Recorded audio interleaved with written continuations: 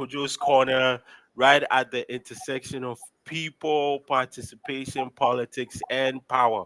We are continuing with our Black History Month edition slash our International Women's Month edition. And I'm happy, very excited to chat with Velma Morgan, who is the chair of Operation Black Vote Canada.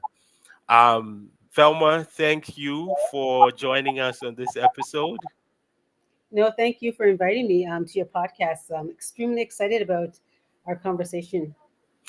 So, before we get into the questions about Operation Black Vote Canada, can you tell us a little bit about yourself, your what you've been doing, why you joined Operation Black Vote? So, I am the chair of Operation Black Vote, but I'm also a teacher. I've been involved in politics since I was 15 years old. It was a science teacher who asked for volunteers on the campaign, and I volunteered. And after my very first campaign at 15, I was just hooked. And since then, I've worked on almost every single election cycle since I was 15. I've slowed down since being chair of Operation Black Vote, only because it is a nonpartisan organization. So I don't really help that much on campaigns, except for it might be municipal campaigns, which is nonpartisan.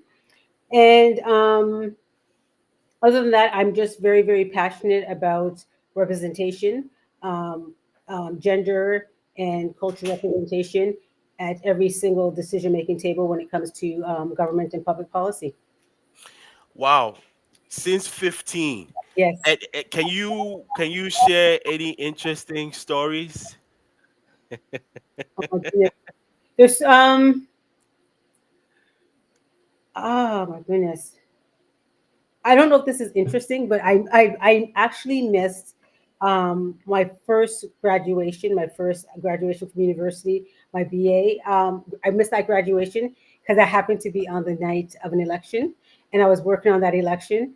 So all day I was pulling the votes, and I didn't go to my graduation. Okay, so at least tell us that the candidates that you were polling votes for were Yes, we actually won that. okay. We actually won that election. Okay, that's good. Maybe it's experiential experience there. Yes, yes, yes. So let's get into Operation Black Vote. Can you tell us the mission, vision of the organization? Right. So Operation Black Vote is a not-for-profit, nonpartisan organization, and our aim is to increase the participation of Black Canadians civically, and to encourage more Black Canadians to run and win elections. We do believe that representation does matter. That we need to have people that look like us in every decision-making seat across government, whether it's in a political office, whether it's in the bureaucracy. But for us, representation is the floor and not the ceiling. That's where we want to start. It talks about representation, but there's so many other elements that we know that needs to happen for us to have true inclusion, true representation, and being at that seat of the table. It was started because um, something, not something, Jean Augustine was not reappointed to cabinet in, I think it was 2004. And community members were very, very upset. They were upset that the one person that we had representing us federally was not at a decision making seat. So they created Operation Black Vote Canada in order for our community to have a voice, in order for our community to be able to speak on issues of public policy and politics. That's in a nonpartisan way. And so our community to have a voice, a critical voice. When you say non-partisan, what do you mean? Because I think sometimes when I invite guests, I want to make sure that they clearly understand what it is the guests So are saying.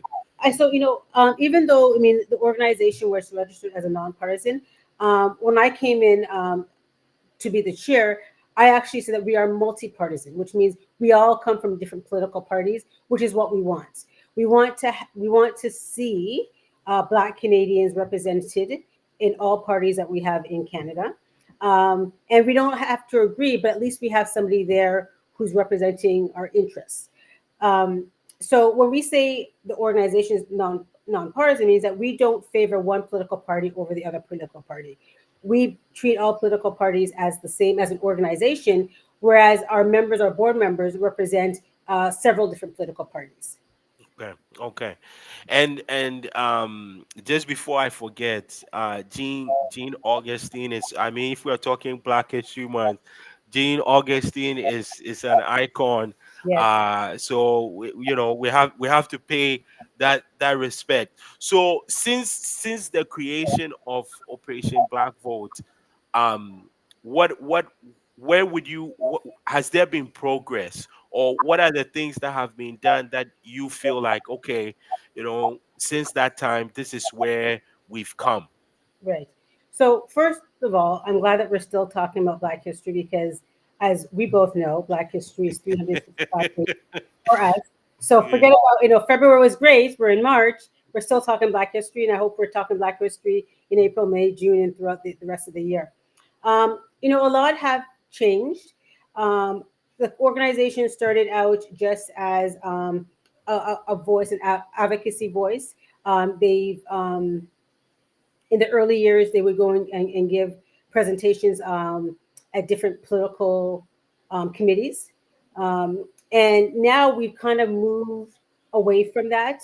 What we've done is we've trying to, 6 years ago when I took over, our goal was to encourage and get more political representation at all orders of government across the country. And we've seen an increase in not only in the number of Black Canadians who are running for political office at all orders of government, we've also seen an increase in people getting elected. And I think partly it's because we are out there championing um, Black political leaders, but we're also providing resources, we're providing training. People are able to understand how to run. We provide nomination sessions. We've brought political parties to come and speak to our community to talk about how to get the nomination for their political party. And we've also spoke out against when members of elected official has been there's been racial attacks, or there some kind of issue that we feel is based on their race and not the performance. We've actually spoken out about that. And I think there has been a huge change and a huge shift in how our communities perceive politically. I think we're more politically engaged. I think we have more political um, education. Can more be done? Yes, more can be done, and more will be done as part of our organization. You know, Operation Blackwood is 20 years this year, 2024. So for 20 years, we have been working to help connect, elect, and appoint our community to government. And, I'm not quite sure if when the organizers started Operation Blackwood 20 years ago, they thought it was going to live this long. I probably think they would have hoped that we wouldn't need an Operation Black Vote right now, that it would be more representation, more people running, would be more inclusion. But it hasn't. I mean, the inclusion and the representation has been slow. There's been progress, but it's been slow. And we hope that that Operation Black Vote 20 years from now, there won't be an Operation Black Vote 20 years from now, simply because we won't need to have this particular voice to speak out as is necessary right now. Yeah. So and just building on that, you have a fellowship program, 1834 fellowship program. Can you expand on what the program is, what the goal is, what you've accomplished so far? Yes. Um, I always have to pause when we talk about 1834 because it's such a wonderful program. It was a program that was created by myself and Annemie Paul. And so, what I have to say that 1834, there's a series of programs. There's 1834 Fellowship, 1834 Global, and 1834 Debates. They're no longer with Operation Black Vote Canada. What we did was we created a foundation called the 1834 Foundation and removed all the 1834 series of programs into the foundation simply because we thought that it need to have its own standalone organization because it is so focused on training and mentoring, and ensuring that young Black Canadians have access to the political process, understands how policy work. 1834 Global is really for Black Canadians 20 to 30 who are interested in global and international affairs. Now, we don't have many people that look like us that represents Canada outside of Canada. And Canada is supposed to be, diversity is our strength, yet we don't have people who are representing us in the Caribbean or Africa or Latin America that look like us. So we want to um, fill that gap by providing training and information to our young people so they can understand that that is also a career option for them. Mm-hmm. So, yeah, so 1834 series of program, as I said, is a public policy and global policy training for Black youth. 1834 fellowship is the first one. It's our first baby. It's for Black youth 18 to 25. It turns 5 years old this year. We will have 100 graduates after this year. 1834 Global, this is our second year that we're doing it. And they're a smaller group because they're 20 to 30, but they're a smaller group because we do a very intense programming. And then 1834 Debates is our final program. It is for Black youth in grade 7 to grade 12. And we teach them the art of debating. We teach them how to be confident in their communication skills. Mm-hmm. This I can't it's if I'm just so excited because I think these are the opportunities that sometimes Black youth, Black students don't have. And Mhm. now by establishing a program like this is the opportunity that they get and the experience that is needed to Yes, move on and yes, participate in some of the decision making that you're talking about. yes, So, um, what would you say? We have a couple more stuff to talk about, but what would you say, or what are the things that Operation Black Vote and other organizations need to do to ensure that Black youth are engaged in terms of they are engaged, but I mean in the electoral sense, because when I talk to Black youth, they know what's going on. They just don't engage in the political sense because of the fact that people are not listening to what they want. So what are you hearing? What can other orgs do to really tap into Black youth across this country? yes. So, we just finished the application process for 1834 fellowship. The deadline was January 31st. We only have 20 spots. We got 200 applicants. Wow. So, Wow. so it tells me that Black youth across the country want to be engaged. They Hmm. want to be part of something. They want to get training. They want to get more information. And I think the reason why I think they're so attracted to the 1834 fellowship is because it's by Black youth for Black youth. All our coordinators were past 1834 fellows. They understand Black youth. When they come to the environment, people come when they come to do speaking engagements at our workshops. We start with music, whether it's Afrobeats, whether it's Caribbean music, and they're like, this is the first time they've ever been to a workshop, and they're coming into to the zoo, and there's music and they're dancing. They feel at home. They feel their authentic. They were able to bring their authentic self with no judgment. They Hmm. don't have to explain themselves. And I think more organizations need to provide this type of service, and I think more Black organizations need to provide it. I think white organizations, they could try to provide this type of information, but a lot of Black youth don't feel comfortable in that environment or in that setting.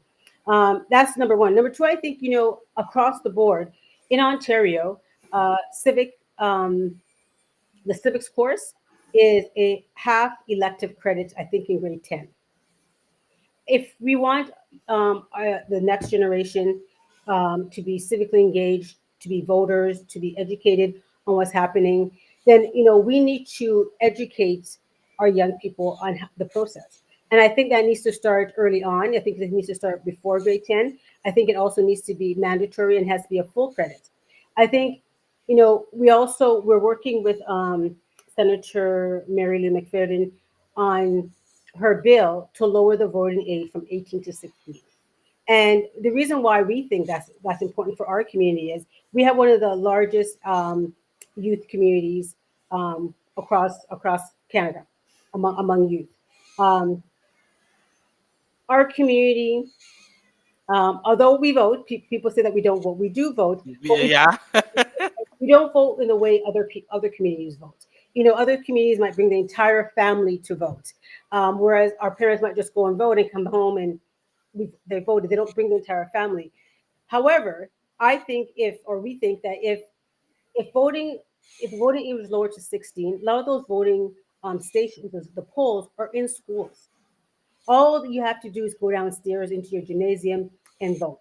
We'll get more young people engaged in the political process because they're voting, more young people interested in what's happening because they're voting. And young people usually influence their parents, right? So more people will go out and vote on a regular basis. So those are a few things I think we need to do across the board to get youth more engaged. They can't be add-ons. They have to be when we're thinking about public policy, when we're thinking about engaging youth, it has to be um, based on their interests, meet them where they are, and have youth help you create the programs. Mhm, mhm. This lowering the voting age to 16. Let's stay on it for a little bit. Right. I mean, first of all, I'm all for it. Maybe too. um uh the some of the critiques have been, 18 is an adult age. If it's lowered to 16, students will know who and what and all of that. What's your response to those critiques? Yeah. So my response is that you could work at 16, you pay taxes at 16, you can drive at 16. In fact, you could be belong to a writing association. You could vote for your next MP or MPP, and you could vote for the next leader of a political party who could potentially be the next premier or the next prime minister. So why can't you vote in a general election if you could do all those at a party system, right? Um, This in this this why this why we bring you in. why we can't get 16-year-olds to vote. Yeah, this is yeah, you're absolutely right. So where is it right now? Where are things in terms of movement on this on a bill, or what's going on? So it was brought to Parliament. I think it failed. I think a second reading, Okay. but it is in the Senate right now. Mary Lou McFerrin is in the Senate. I'm not sure where it is. It might be second or third, but there will be a rally in May for the Vote 16. There is an organization. There's a website, and there's going to be a rally in May. And I think that's when that comes. It might be coming up. Well, actually, it might be coming up to a third reading in May, and there'll be a rally. But I think we need to take a hard look at um, if we want youth to be engaged. Think of all the ways that we can enable them to be engaged. And lowering the voting age is one. I mean, this is not the first time we lowered the voting age. The voting age was 21, and we lowered it to 18. So it's not something that is a precedent set in lowering the voting age. Yeah, and also let's remember at some point even women weren't allowed to vote. So everything. Black women, right? Yeah, Yes, later on. yes, Yes. yes, yeah. So let's head into a discussion that we are both familiar with. Uh-oh. What are some of the challenges that Black candidates face when they run for office? And before you you share your knowledge with us and expertise, um, could you break it down by different levels of government, because they are very different? So let's start with on the federal level. Okay, so I'm going to group federal and provincial together Okay. simply because the process is very similar. You need to Yeah. get a nomination for a Yeah. political party, a writing association, you Yeah. know. So I'm going to break it up. provincial, federal, and then I'll do municipal. So provincially and federally, some of the challenges is number one, are a lot of people don't realize you need to get the nomination. In order to get the nomination, you should probably be um, belonging to a writing association. And when we do our workshops, we have to explain this. Like, there's a writing association. You run for that. You can put your nomination papers in. You have to be greenlit. You need to sign up as many members as possible, and they need to come out and vote for you, right? A lot of times, what the barrier is that the lack of information, that the whole process isn't on the website. So in the last couple of elections, we've asked political parties to make the process of getting the nomination very, very transparent. The step by steps, exactly what you have to do. A lot of people know that they have to sign up, they put the nomination papers in, and that's it. They're not going out and signing up new members. They're not Mhm. going out and engaging existing members. And Mhm. that's what you need to do, because there's going to be a mini election where you're going to be running against somebody for the nomination. Mhm. So that's one barrier, is not having the right information or on the process and the steps that it needs to be taken. Once you get the nomination, a lot of times, and we've asked political parties to do this as well, is to run Black candidates in winnable ridings for their political party. We've seen in the past where a political party will run somebody in a riding that they haven't won in the last 50 years. So it's basically a check mark. They're not going to win that riding. They haven't won in the last 50 years. So we asked them to run candidates in winnable ridings. And a lot of Black candidates don't realize or don't understand the whole process about winnable ridings and not winnable ridings. And so they're just happy to run in a riding and not realizing that they have no chance of winning. And also, a lot of times they don't get the financial support. Um, Raising money is a big deal for a campaign. You need to have a campaign office. You need to buy supplies, in phone lines, buy signs, all sorts of different things that you need to purchase. If you don't have that financial support, then you're not running a really good campaign. You're not running a campaign that's going to be winnable. Mhm. And then it's the networking. Like, you may not have the people in your network you want to fundraise or to even get volunteers out. Volunteers makes up a huge part of your campaign. You need enough volunteers to go out and canvas for you. You need enough volunteers to phone call for you, do events for you, help you fundraise. On E-Day, you need volunteers to get the vote out for you. And if you don't know that, you don't have that, those are some things that's going to hinder you and hinder your success. And so we ask political parties to provide those type of support to Black candidates and to women candidates, because those are the two groups that will probably won't have as much as a middle class white man. Mhm. Yeah, and I think this is the part too where, and I've had conversations with others to say, at some level you have to be politically involved in some political party, whether it's the Green Party, whether it's NDP, whether it's Liberal, Conservative, whichever party it is, because that's the way to access the information and also know what's going on. Case in point, that nomination, I think that nomination piece is probably the most guarded information. It's almost like it's like a top secret. It's like, McDonald's secret sauce. And that's why we want it to be very, very transparent.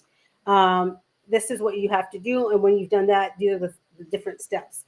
And there's Yeah. all these different rules. There are political parties that won't run somebody, won't have a nomination when there's an incumbent, right? Yeah. So there's all these rules, um, and the rules you have to dig to find it. Yes. If you haven't been um, belonged to a political party for a very long time and gone through the process with somebody else, you wouldn't even know that you don't know what to look for. So how would you know that these things exist? Hmm. So, I mean, Operation Blackfoot, we have these workshops prior to nominations, just to say this is what's going to happen, and these are things to look for. Now, when Hmm. it comes to municipal, or something, because you're technically you're supposed to be on your own. Yeah. Now, in recent years, municipal politics have become partisan, but it really isn't because there isn't a party system. But there are people who are connected to a party and they come and help them. That's on their side. That's on their side. Yeah. No, we know that happens, right? Yeah. Really, municipal government is supposed to be nonpartisan. There's no party system, and you run on your own. And by running on your own, if you don't have the finances, the connection, the resources, then you're running for naught for a lot of people. For municipal government, incumbency rules because name recognition gets you elected. And so, you know, what we are suggesting, or we are going to be suggesting, what we've been talking about for the past probably year, is that we think there should be term limits for municipal elections. We think 3 terms, that's 12 years. If you can't do what you need to do for your community in 12 years, then you're not going to do it in 24 years, you're not going to do it for 30 years, right? So we think because there have been city councilors in the city of Toronto who've been city councilors since I was in high school. Which means there were city councilors in the city of York that I grew up in, and then when the city is amalgamated, they won again. So they've been city council since I was in high school. Like, why are you still there? Give other people a chance. We've also seen that in the last election, the last that wards that did not have an incumbent elected a woman or a racialized person. So that goes to show to you that, women and racialized people can be elected municipally when there isn't somebody, an incumbent or someone with name recognition. Um, Hmm. so I think like the hardest um, order to win is actually municipal because you're on your own. Whereas provincially and federally, you know, people are not voting really for you; they're voting for your party, Right. Yeah. right? So if I happen to be the liberal in a liberal riding or liberal friendly riding, I'm probably going to win. But they're not really voting for Velma Morgan; they're voting for the Liberal Party. So it's easier to get elected provincially and federally than it is getting elected at the municipal level of government. Hmm. One thing I've also mentioned is that on in addition to term limits, I would agree with you that there should be some term limits. Like even if it's not 12, maybe it's 16, depending on whether somebody wants to run for mayor, right? Because Yes. Well, for us, it's for a position. So it doesn't. If you're a trustee and then want to run city councilor, it doesn't transfer over. The 12 years doesn't okay, transfer over. So it's not either a trustee, a councilor, or a mayor. But okay. yeah, yeah. Okay. Yeah, and I agree 100%. Yes, in Hamilton we do have some Some, uh some lifers in Hamilton. yeah, yeah. Um so term limits definitely. There was another point that has come up, and I wanted to get your take on it. Ranked ballots and rank voting. Where do you see, what do you see, how do you see that uh uh changing or improving, or what's your thoughts on that? I think my thoughts on that is that we need to see more of it to see if it benefits racialized communities.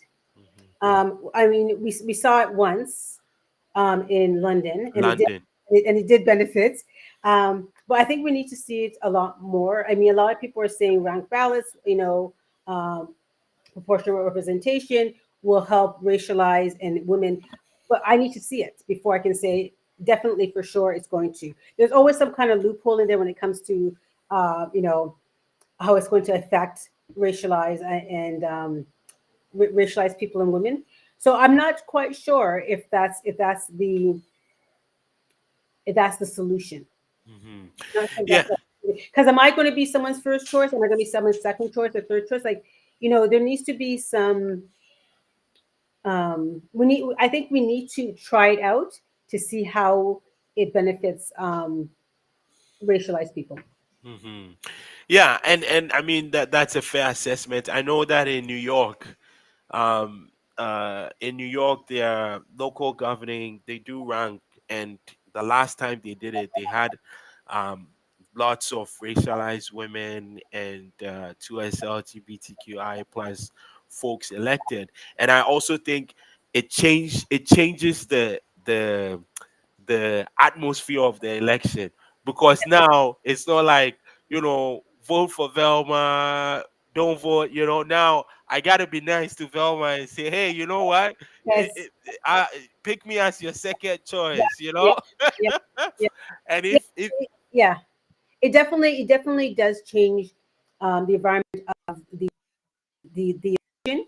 Um, it's also to my in New York, like, so we would have to figure out how to, like, if there's one racialized person or two racialized people, because remember, even though the ballots might be ranked, still have the resources? Do they have the financial? Do they have? They still need to have all those other things in order to enable themselves to be able to run. Could they take 3 months off or 6 weeks off work without pay? Right. So there are other things that goes into running than just let's just rank yeah, the ballot.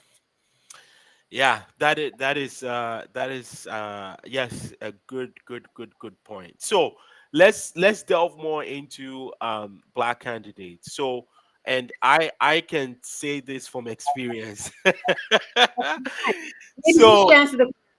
no, um like you mentioned, when as a black candidate or even racialized women towards LGBTQ candidates, there's a different standard that is set for the candidate. Can you unpack that for us? Because sometimes I think it's difficult for people um to understand, even the candidate themselves, right? Like Yeah. you have to go through some you have to change, you have to transform, right? So can you speak to some of those things a little bit? Yeah. So, I think racialized candidates, women candidates, they're basically judged on preconceived notions and stereotypes of that particular community. So, imagine running a campaign and having to deal with that and trying to make sure that you're not living that stereotype, or you're trying to dissuade people from having this perception of you. So there is that sense, but then there's also the sense that you know they say, for instance, black when you go for an interview, and really running for an election is like an interview. You're being interviewed by how many people that's in your riding or your ward. But white people, in particular white male, are basically judged and on their potential. What can they do? Whereas racialized people and women are judged on what did you do? What have you done? Right? So there's a difference in the way that voters and people perceive you. Well, I like this guy because they have the potential of being a good candidate.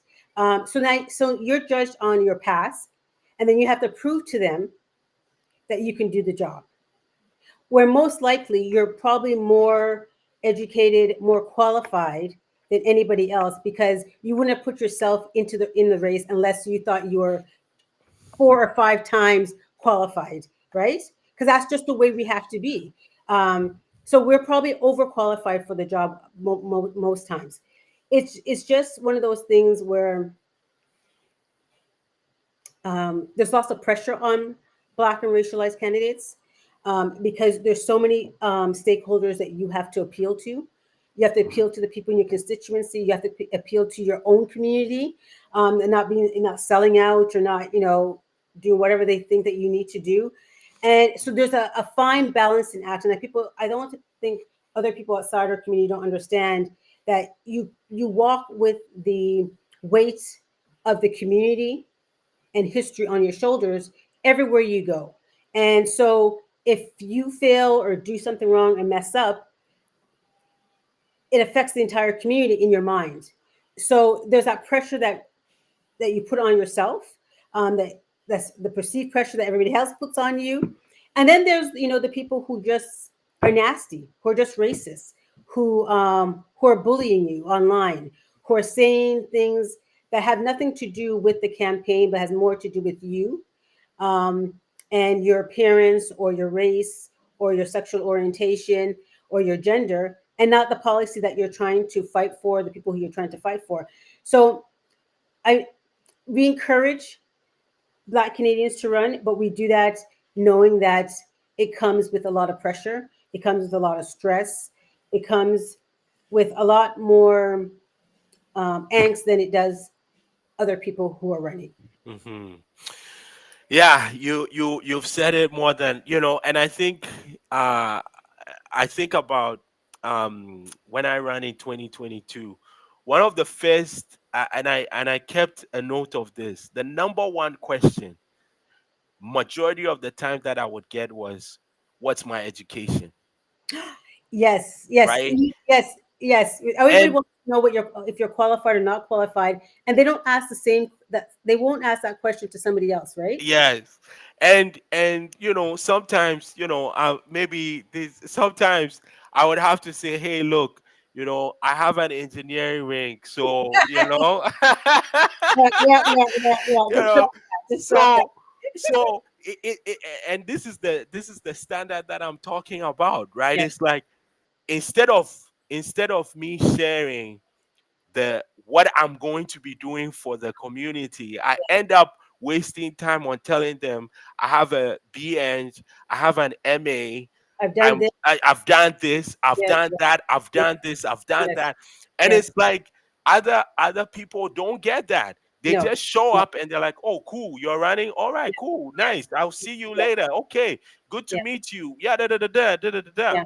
So I also tell racialized candidates that are probably thinking of running is that you have to be prepared for some of these conversations, because it might look like, oh, I'm just a person, I'm going to have a conversation with a person, but you can't control No, the person's perceptions of you. yeah, So you have to be ready. yeah. I remember I was canvassing with another candidate, racialized woman, and someone said, "I ain't voting for you because I can't pronounce your name," right? And it was like, what? Yes, yeah, That's the standard now, yeah, yeah, right? That's the yeah, standard. So yeah. I, these are all the different things that candidates have to think about.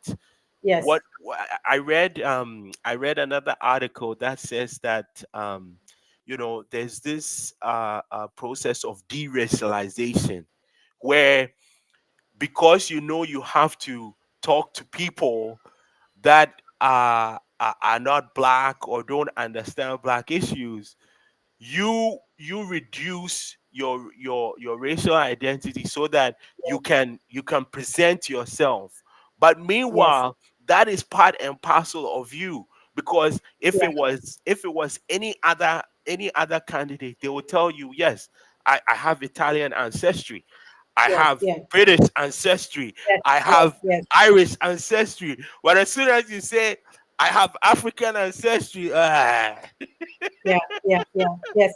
I think, they set a standard for us that they can't reach themselves, um, which I think, puts that extra pressure. But, I've known candidates, black candidates, where they they don't put their face on their candidate material and they strategically decide that this area, my face isn't going to be on my candidate pamphlets or things that I hand out, but this in this area it might be, simply because of that. They don't want to have that question, and they don't canvass that particular area. They send their volunteers to go and do that kind of canvassing there, which is sad that in this day and age in 2024 that we're still having to hide ourselves, having to not bring our whole self and who we are, because we're going to bring, hopefully we're able to bring that if elected, our lived experience to make policy that's going to be the betterment for not only our community but for everybody. Mhm. And you can't really some people can't do that when they're campaigning, depending on where they're running. Mhm. It's sad. The other thing, and I read about this, and even I mean, this is Nikki Haley today. This week is Super Tuesday. Oh, today, Nikki, yes, yes, yeah, yeah, Nikki Haley, her full name is not, yeah, so it's changed, and yes, one of the current counselors here. In Hamilton, I know he also had to change his name. The first time he ran, he used his name, yes, and he lost, and then the second time he ran, he changed his name. So I think these are all the things that uh racialized candidates, black candidates, women candidates yeah, have to deal with. Whereas if you're called John Smith, you're just like, hey, I'm John Smith, let's go. yeah, yeah. And if you're George Smith, who's a white man, you're all you're doing on the campaign is talking about your platform, what you're going to do with the community. That's all Yeah. you're doing. Whereas if you're not, you're talking about like where you're from, where do you go to school? You know, what's your family like? And they want to know everything about you. They want to do this kind of credit check before they even decide to vote for you. Yeah. Not Yeah. realizing that, not asking you about your platform. Yeah. Yeah. Yeah, this is yeah, these are all the questions, and I hope, and I mean, I've made that commitment. If you're watching this and you're thinking you're thinking of running, reach out, especially also reach out to Operation Black Vote. Like, I think the work you're doing is really, really, really crucial, and hopefully, these are things that in the next 10, 20 years, black candidates and other racialized candidates and other under represented candidates don't have to deal with, because it just doesn't make sense. Yeah. So I have to tell you that on Saturday, we are launching our Seat at the Table toolkit. It is a toolkit for Black women who want to run municipally, Nice. and it's in three sections. The first section talks about the good, the bad, and the ugly. All the things that we're talking about right now, what you're going to get, and then some strategies on how to deal with each of those different things that you're going to be getting on the campaign, the questions you're going to be getting, the bullying you're going to be getting. There's going to be online something. Someone's going to call you something online, and someone's going to um, email you something racist because it happens to almost every single black candidate. So how to deal with that. And then the second part basically just talks about your campaign, like how to run a campaign, your Hmm. financials, like how to fundraise, your communication skills, what your volunteer base should look like, what your campaign should look like, fundraising strategies. Because even though these are things that all candidates have to do to run successful campaigns, when it comes to Black women, there's some additional stresses because we don't necessarily have those networks that have the financial means to support us in the ways other candidates are being supported. And we may not have the network of people for the volunteers. So we put together this toolkit, and the toolkit came out of our Seat at the Table program. It was a 8-month program where we had monthly meetings, um, basically training Black women on how to run a campaign. We had 12 women in the program. 7 ran and 5 won.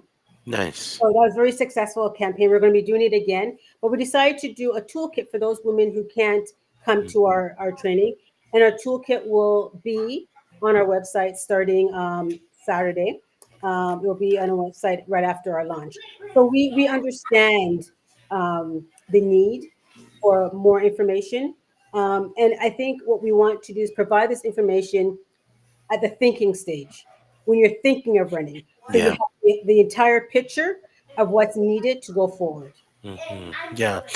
No, this is excellent. I'm definitely going to be sharing it, and hopefully, maybe later on in the year, we can invite you back and talk about it. And one thing I always say, this is why civic engagement and civic leadership is important, Yes, because on one level, you don't want to depend on some political entity for your success.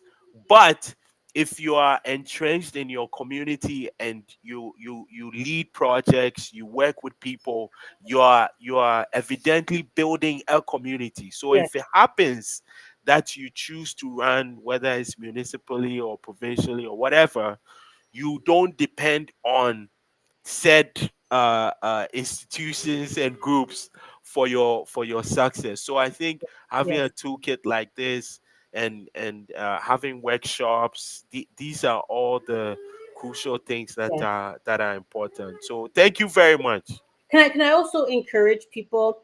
I mean, if you want to be in this political environment, I encourage you to think of what political party interests you, what political party serves your interests, serves you and your family, and join it. There's some political parties where I think it's like $10 to join a year. Others is free. Join the political party, um, and get involved. Get involved. I mean, you may not want to run, but you could influence their policies. You could influence their platform just by being a part of some writing, some your writing. Um, Go to the AGMs, go to the provincial councils, because that's where you have your say on the direction of your party or a party. Sign up for their newsletter so you know what's going on, and keep you keep informed on different things, um, different platforms that they may be introducing, because you can have that conversation and you can help steer the platform. You can help steer public policy, whether or not you want to run. I think we need to our community needs to get more involved. Do dissertations, like follow like I'm a nerd, so I actually watch the House. Um, but follow what's going on in the House, because if you wanted to go and give a dissertation on a particular legislation that's coming out, you can. If you wanted to speak on a particular policy that's coming out at the municipal level, all you have to do is register and go to City Hall and Then, speak on yep. it. So please, I mean, don't just talk about politics at the barbershop or at the hairdresser or at a girls' night out. Be actively engaged and sign up and have your voice heard. You don't have to have your voice heard as an elected official. You can have your voice heard just as a citizen and as a member of our community. And I think more of us need to show up at these particular places to show that we want our voices to be heard in this arena as well. Yeah, no, that is well said. Well said from the chair of Operation Black Vote Canada. So, thank you very much. What's the website? How can people get in touch with you if they want to volunteer, Yes, or they want to sign up, or they want to donate money, or whatever? How can they get in touch with yes. you? Thank you for saying donate. All And the reason why, I mean, if you can, please donate to Operation Black Hole Canada. It is our 20th year, and we've been providing services to the community, whether it's workshops, events, celebrations of people who've been elected, free of cost, because we don't want your financial situation to prevent you from participating or prevent you from having the information that you need to make an informed decision. So we don't charge anything for any of our events. We're able to be sustained through the generosity of people who support the work that we do. So any amount on our website, obvc.ca, Black Vote Canada on all our social media.